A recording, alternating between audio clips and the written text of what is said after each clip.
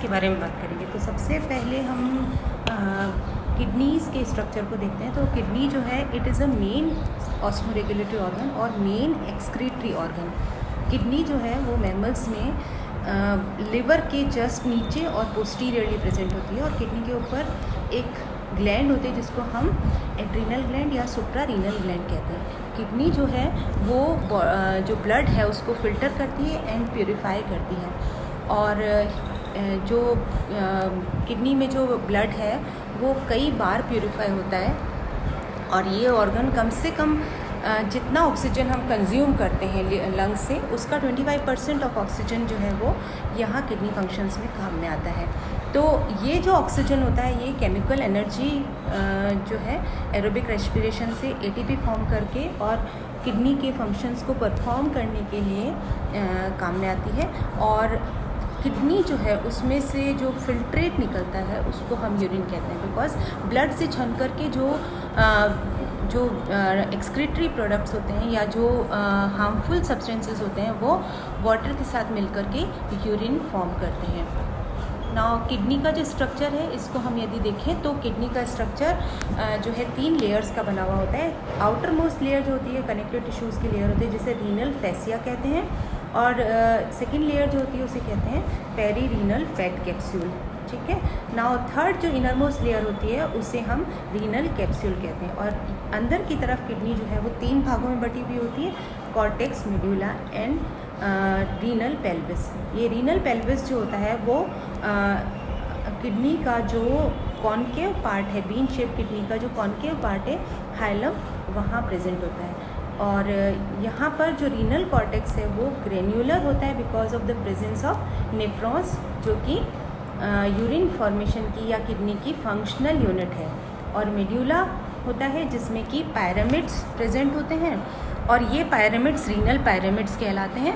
ये पायरामिड्स जो हैं in between of these pyramids जो है रीनल कॉलम्स होते हैं। हर 2 पायरामिड के बीच में एक रीनल कॉलम होता है जिनमें बहुत सारी ब्लड वेसल्स होती हैं।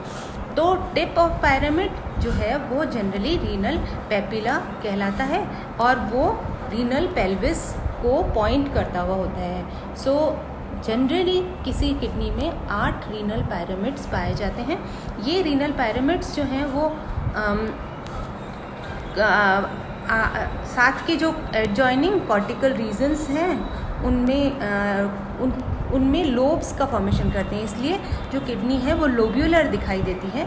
और जो रीनल पेल्विस है वहाँ से एक नली निकलती है जिसे हम यूरेटर कहते हैं, और ये यूरेटर बाहर निकल करके यूरिन को बॉडी से बाहर निकालती है।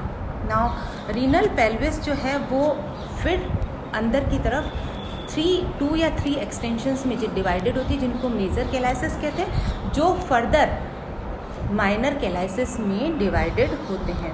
तो इस तरह से जो किडनी का जो फिल्ट्रेट है वो यूरेटर से होता हुआ यूरिनरी ब्लैडर में खाली कर दिया जाता है। यहाँ इस डायग्राम में आप देखिए कि यहाँ पर जो किडनी है वो एक बीन शेप स्ट्रक्चर है, जिसमें कि जो इसका जो कॉन्केव स्ट्रक्चर है वहाँ पर ये वाला पार्ट जो है हाइलम कहलाता है, और यहाँ पर एक आर्टरी जिसको हम रीनल आर्टरी कहते हैं और एक रीनल वेन। रीनल आर्टरी जो है वो ब्लड को किडनी के अंदर लेकर जाती है, वहाँ ब्रांचिंग होकर के आर्टीरियोल और कैपिलरीज में डिवाइड हो जाती है। ये कैपिलरीज फिर ब्लड को इकट्ठा करके वेन्यूल्स में लाती है, एंड देन रीनल वेन से होते हुए ये इंफीरियर वेना केवा में ब्लड को डाल देती है।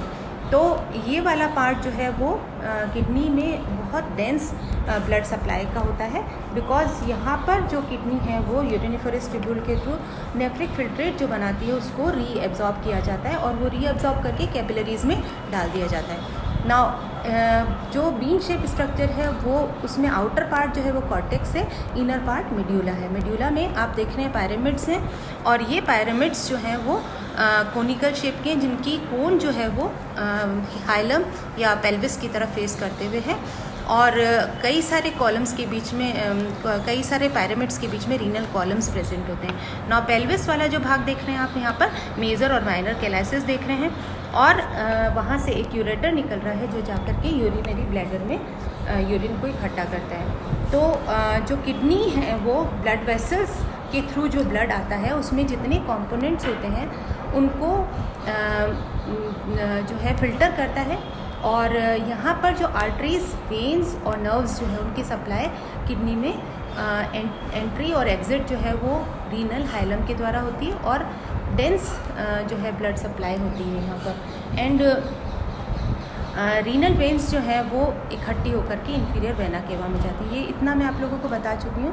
नाउ जो फंक्शनल यूनिट ऑफ किडनी है जिसको हम नेफ्रॉन या यूरिनिफरस ट्यूब्यूल कहते हैं, ये किडनी में कम से कम 1 मिलियन नेफ्रॉन्स एक किडनी में पाए जाते हैं, और इनमें जो डॉट्स आप यदि किडनी का सेक्शन देखेंगे, लॉन्गिट्यूडनल सेक्शन देखेंगे, तो उसमें जो डॉट्स दिखाई देते हैं रीनल कॉर्टेक्स में, वो ग्रेन्युलर अपीयरेंस जो है वो नेफ्रॉन्स की वजह से होती है। 2 तरह के नेफ्रॉन्स पाए जाते हैं, कॉर्टिकल नेफ्रॉन्स जो कि 85% ऑफ टोटल नेफ्रॉन्स होते हैं, और दूसरे जक्स्टा मेड्यूलरी नेफ्रॉन्स, ये 15% ऑफ टोटल नेफ्रॉन्स होते हैं। कॉर्टिकल नेफ्रॉन्स जो हैं वो रीनल कॉर्टेक्स में पाए जाते हैं, जबकि जक्स्टा मेड्यूलरी नेफ्रॉन्स जो है वो रीनल कॉर्टेक्स में होते हैं, लेकिन वो they are close to renal medulla. So इस तरह से जो है 2 तरह के नेफ्रॉन्स पाए जाते हैं। अब नेफ्रॉन्स जो है वो खुद 3 भागों के बने हुए होते हैं, renal corpuscle, renal tubule and the associated capillary network. यहाँ आप देख रहे हैं कि जो रेड आपको पार्ट दिखाई दे रहा है ये है ग्लोमेरुलस, और जिस कैप्सूल में ये रखा हुआ है वो है बॉमिन कैप्सूल। ये दोनों मिल कर के क्या बनाते हैं, रीनल कार्पस्कल बनाते हैं।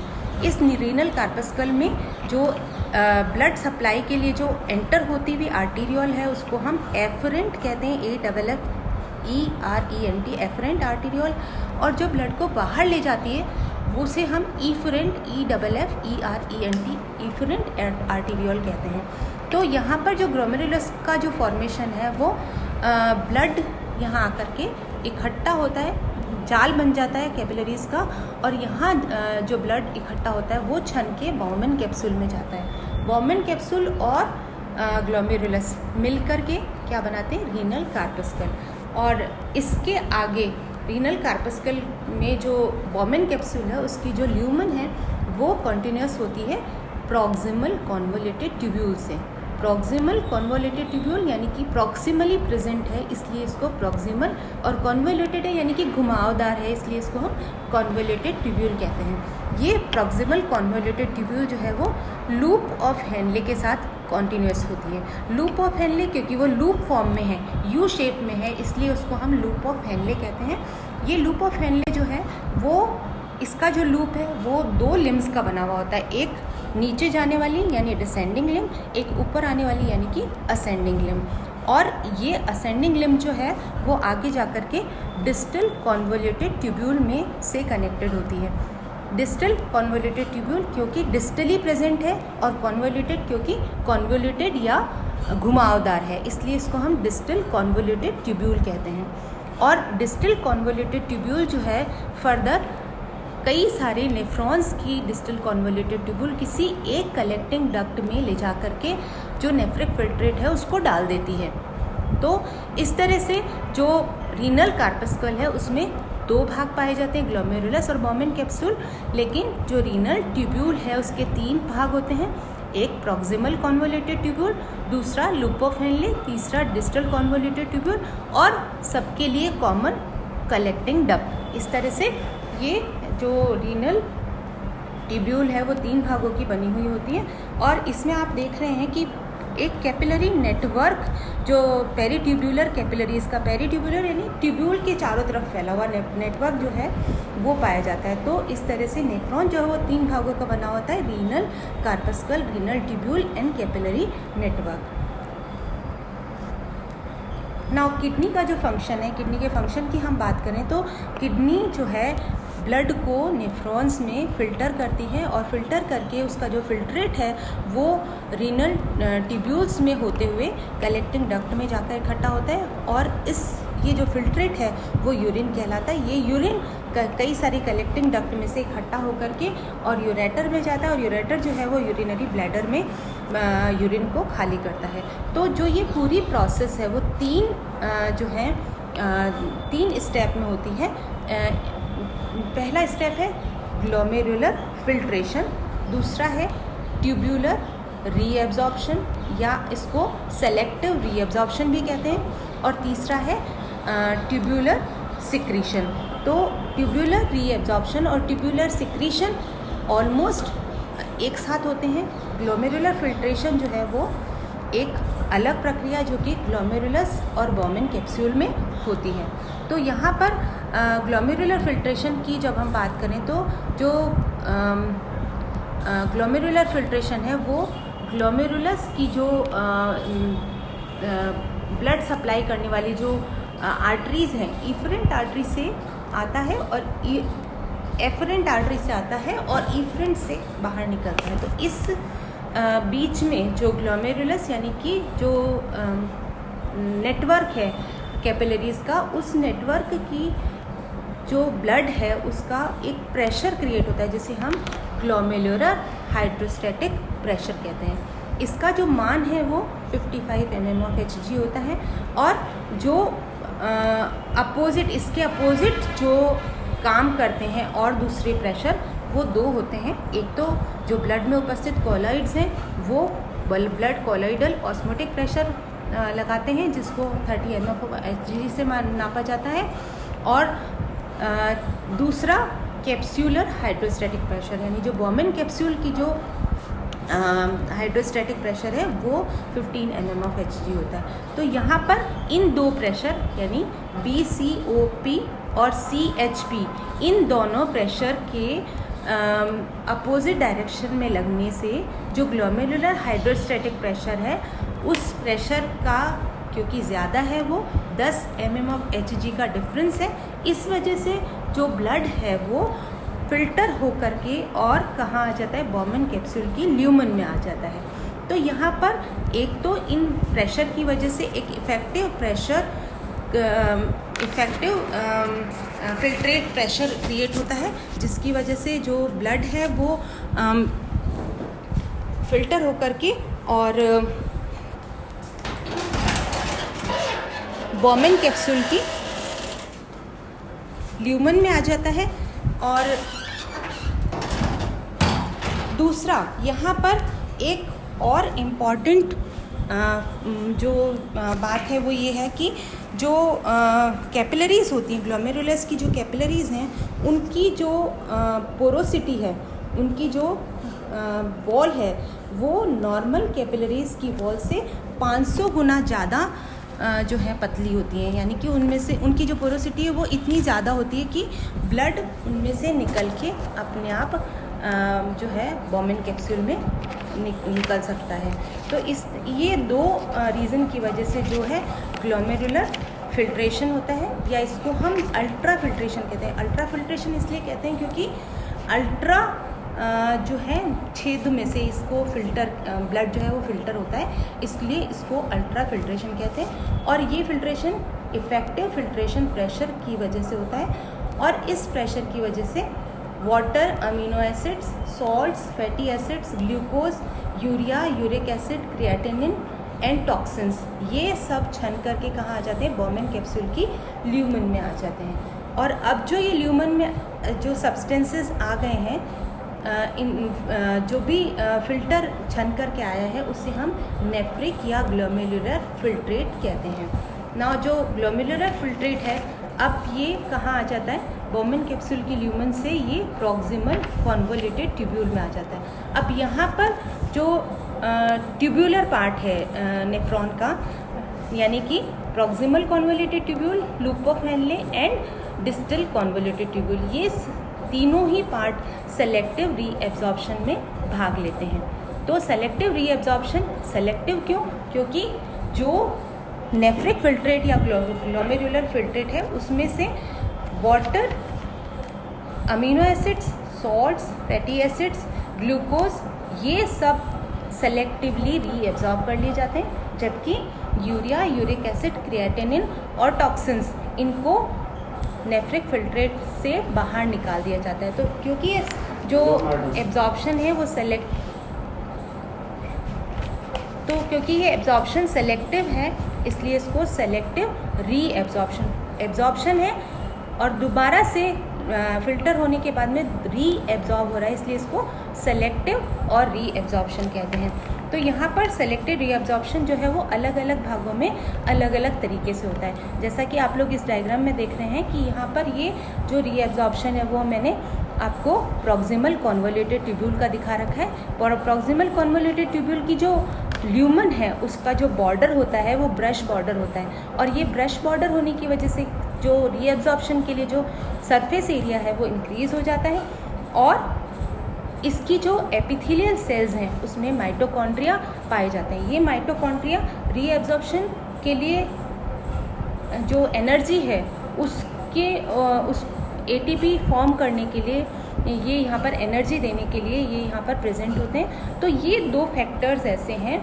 और कुछ टाइट जंक्शंस जो हैं वो भी ट्यूबुलर ल्यूमन की वॉल पे प्रेजेंट होते हैं। इन तीन एडिशनल कैरेक्टरिस्टिक्स की वजह से जो प्रॉक्सिमल कॉन्वोल्यूटेड ट्यूब्यूल है वहाँ पर जो नेफ्रिक फिल्ट्रेट है उसमें से कुछ सब्सटेंसेस को सेलेक्टिवली रीएब्जॉर्ब कर लिया जाता है। तो ये तीन फंक्शंस जो है रीएब्जॉर्प्शन को प्रमोट करते हैं, रीएब्जॉर्प्शन को ऐड करते हैं, और इस तरह से जो रीएब्जॉर्प्शन होता है वो वाटर का रीएब्जॉर्प्शन जो होता है वो एक तरह से पैसिव प्रोसेस होती है, और जो इसमें मतलब ये ऑब्लिगेटरी वाटर रीएब्जॉर्प्शन होता है, यानी कि एक पैसिव प्रोसेस है। और क्लोराइड जो है वो भी पैसिवली डिफ्यूज़ होकर के और ट्यूबुलर एपिथेलियल सेल से होकर के जो पेरीट्यूबुलर स्पेस और पेरीट्यूबुलर स्पेस से पेरीट्यूबुलर कैपिलरीज में आ जाते हैं। तो इस तरह से जो कुछ सब्सटेंसेस हैं वो पैसिवली ट्रांसपोर्ट होते हैं, लेकिन सोडियम और ग्लूकोज और अमीनो एसिड्स इनको एक्टिवली ट्रांसपोर्ट किया जाता है, और उनके लिए रिक्वायर्ड एनर्जी जो कि पहले से ट्यूबुलर एपिथेलियल सेल्स में प्रेजेंट है उनके द्वारा कंज्यूम कर ली जाती है। तो ट्यूबुलर रीएब्जॉर्प्शन जो है वो प्रॉक्सिमल पीसीटी में होता है। उसके अलावा नेक्स्ट जो है वो ट्यूबुलर रीएब्जॉर्प्शन जो है लूप ऑफ हेनले में भी होता है। लूप ऑफ हेनले, जैसा कि आप लोग देख रहे हैं, लूप ऑफ हेनले जो है वो यू शेप का एक स्ट्रक्चर लूप बना हुआ है, जिसमें एक डिसेंडिंग लिम्ब है, दूसरा असेंडिंग लिम्ब है। डिसेंडिंग लिम्ब जो होता है उसका जो ल्यूमन की जो उसकी जो ट्यूबुलर थिकनेस है वो असेंडिंग लिम्ब की कंपैरिजन में कम होती है। और दूसरी बात, दो बातों में ये डिफ़र होते हैं एक दूसरे से। दूसरी बात, यहाँ वाटर के लिए water potential of fluid is decreased by addition of salts and removal of water. यहाँ पर जो है लूप ऑफ हेनले का जो डिसेंडिंग लिम्ब है वो वाटर को रिलीज़ करने के लिए या वाटर के ट्रांसपोर्ट के लिए, बाहर निकालने के लिए, वो वाटर मॉलिक्यूल को बाहर निकालने के लिए वो इजीली इसकी वॉल्स में इस तरह की फैसिलिटी होती है। लेकिन जो असेंडिंग लिम्ब है वहाँ पर वाटर मॉलिक्यूल्स के लिए वो परमिएबल नहीं होता, लेकिन सॉल्ट्स के लिए परमिएबल होता है। तो दोनों जो असेंडिंग और डिसेंडिंग लिम्ब है उनमें दोनों में ये बहुत बड़ा डिफरेंस है। और इसकी वजह से क्या होता है कि जो लूप ऑफ हेनले का प्रॉक्सिमल कॉन्वोल्यूटेड ट्यूब्यूल से जो nephric filtrate loop of Henle में आता है वो जैसे जैसे नीचे की तरफ बढ़ता है वैसे वैसे उसका जो ऑस्मोलैरिटी है वो बढ़ती चली जाती है। ऐसे बढ़ती चली जाती है कि जो इसको हम डिटेल में काउंटर करंट मैकेनिज्म में और अच्छे से समझ लेंगे। तो यहाँ पर मैं केवल इतना ही बताती हूँ आपको। नाउ असेंडिंग लिम्ब से जो है जो नेफ्रिक फिल्ट्रेट है वो डिस्टल कॉन्वोल्यूटेड ट्यूब्यूल में जाता है, और डिस्टल कॉन्वोल्यूटेड ट्यूब्यूल में जो है जो सब्सटेंसेज हैं उनको जो बाइकार्बोनेट सब्सटेंसेज हैं वो डिफ्यूज़न के थ्रू, NaCl जो है वो फैसिलिटेटेड डिफ्यूज़न के थ्रू, फैसिलिटेटेड इसलिए क्योंकि यहाँ पर एल्डोस्टेरॉन जो कि एड्रिनल ग्लैंड से सिक्रीट होता है उसकी हेल्प से सोडियम क्लोराइड जो है वो एब्जॉर्ब होता है। और वाटर भी फैकल्टेटिव वाटर रीएब्जॉर्प्शन के थ्रू एब्जॉर्ब होता है, बिकॉज यहाँ पर भी जो वाटर का रीएब्जॉर्प्शन है वो ADH से एडेड होता है। ADH क्या है? एंटी डायूरेटिक हार्मोन, जो कि पिट्यूटरी ग्लैंड से रिलीज़ होता है। तो यहाँ पर जो DCT या डिस्टल कॉन्वोल्यूटेड ट्यूब्यूल है, उसमें इस तरह से रीएब्जॉर्प्शन होता है। अब यहाँ पर हम बात करेंगे थ्रेशोल्ड सब्सटेंसेस की। जो ब्लड है उसमें यदि कोई सब्सटेंस नॉर्मल रेंज में है और वो यूरिन में अपीयर नहीं होता है तो उसे हम थ्रेशोल्ड सब्सटेंस कहते हैं। और वो सब्सटेंसेस जो कि मतलब ब्लड में जो नेसेसरी होते हैं बॉडी के लिए, उनको एफिशिएंटली रीअब्जॉर्ब कर लिया जाता है, तो उन सब्सटेंसेस को अब हम हाई थ्रेशोल्ड सब्सटेंसेस कहते हैं। जैसा कि हम देख रहे हैं कि ग्लूकोज है, अमीनो एसिड्स हैं, कीटो एसिड्स हैं, विटामिन सी है और कुछ सॉल्ट्स हैं, इनको हम हमारा जो नेफ्रिक फिल्ट्रेट है उसमें से रीअब्जॉर्ब कर लिया गया, तो इनको हम हाई थ्रेशोल्ड सब्सटेंसेस कहते हैं। तो यहाँ पर जो है वो कुछ ऐसे सब्सटेंसेस हैं जो उनको नेफ्रिक फिल्ट्रेट से यूरिन के थ्रू बाहर निकाल दिया जाता है, जिनको रीअब्जॉर्ब नहीं किया जाता, उनको हम लो थ्रेशोल्ड सब्सटेंसेस कहते हैं। तो वो लो थ्रेशोल्ड सब्सटेंसेस कौन से हैं? Creatinine, urea, uric acid and sulphates. तो ये लो थ्रेशोल्ड सब्सटेंसेस हैं। अब यहाँ पर जो कुछ सब्सटेंसेस को रीअब्जॉर्ब किया गया है और कुछ को सिक्रीट कर दिया जाता है, जैसे कि वाटर मॉलिक्यूल हैं उनको सिक्रीट करा तो उससे यूरिन कॉन्सेंट्रेट होता है, और जो क्रिएटिनिन है, यूरिया है, यूरिक एसिड है, उनको नेफ्रिक फिल्ट्रेट या ग्लोमेरुलर फिल्ट्रेट के थ्रू कलेक्टिंग डक्ट में डाला गया, तो ये ट्यूब्यूलर सिक्रीशन कहलाता है। हाँ, तो इसको हम ट्यूब्यूलर सिक्रीशन या ऑग्यूमेंटेशन कहते हैं। तो ये हुआ जो मतलब यूरिन फॉर्मेशन का प्रोसेस। अब यहाँ पर सबसे इम्पॉर्टेंट बात ये है कि जो यूरिन फॉर्मेशन की प्रोसेस है उसमें यूरिन का कॉन्सेंट्रेशन भी होता है। तो यूरिन कॉन्सेंट्रेशन जो है वो यूरिन का कॉन्सेंट्रेशन जो है वो इतना ज़्यादा होता है कि जो नॉर्मल प्लाज्मा की ऑस्मोलैरिटी है उस ऑस्मोलैरिटी से कम 4 से 5 गुना ज़्यादा कॉन्सेंट्रेट होता है यूरिन। तो ये जो कॉन्सेंट्रेशन है वो 1200 से 1400 मिली ऑस्मोल पर लीटर होती है। और ऐसा देखा गया है कि जो डेजर्ट एनिमल्स हैं जिनमें कि जिनके आसपास एनवायरनमेंट में वाटर की स्कैरिसिटी होती है, उनका जो यूरिन है वो तो इतना ज़्यादा हाई कॉन्सेंट्रेशन होता है उसका कि उसकी ऑस्मोलैरिटी 10,000 मिली ऑस्मोल पर लीटर होती है। और इस एबिलिटी की वजह से ही जो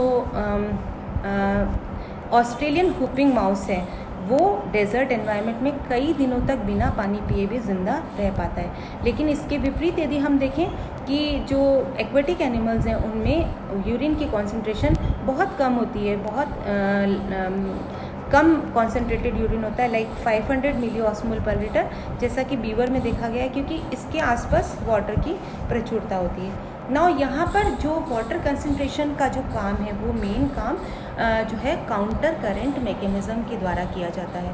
काउंटर करंट मैकेनिज़्म या मल्टीप्लायर सिस्टम, आप इसको इस तरह से समझ सकते हैं कि जो लूप ऑफ हेनले, ये आप देख रहे हैं, लूप ऑफ हेनले जो है वो कहाँ प्रेजेंट है? कॉर्टेक्स में प्रेजेंट है।